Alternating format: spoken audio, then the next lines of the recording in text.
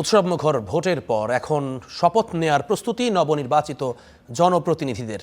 এই মাহেন্দ্রক্ষণে বিজয়ী দল ও নেতাদের অভিনন্দন জানিয়েছেন প্রধান উপদেষ্টা অধ্যাপক মোহাম্মদ ইউনূস।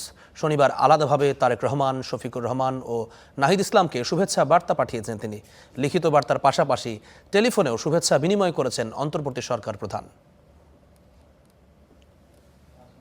ত্রয়োদশ জাতীয় নির্বাচনের ফলাফলের গ্যাজেট প্রকাশের পর প্রতিদ্বন্দ্বিতার লড়াইয়ে থাকা ৩ দলের প্রধানকে শুভেচ্ছা জানালেন অন্তর্বর্তী সরকার প্রধান।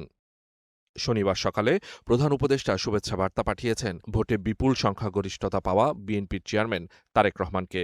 মোহাম্মদ ইউনূস লিখেছেন, বিএনপির এই বিজয় দেশের গণতান্ত্রিক ধারাবাহিকতা ও প্রাতিষ্ঠানিক স্থিতিশীলতার জন্য গুরুত্বপূর্ণ মাইলফলক। জাতীয় ঐক্য সুসংহত করার পাশাপাশি দেশের আইনশৃঙ্খলা পরিস্থিতি আরও শক্তিশালী করতে তারেক রহমান সমর্থ হবেন বলেও আশাবাদ জানান প্রধান উপদেষ্টা।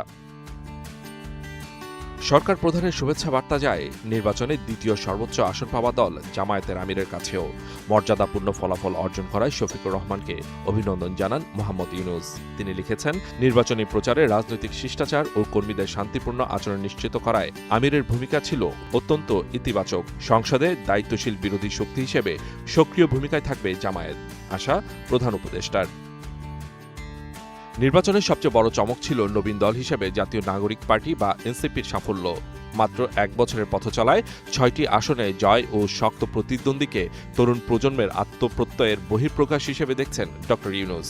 দলটির আহ্বায়ক নাহিদ ইসলামকে পাঠানো শুভেচ্ছা বার্তায় তিনি লিখেছেন, সাহসী নতুন নেতৃত্ব এখন সংসদে তরুণদের আশা আকাঙ্ক্ষা তুলে ধরবে।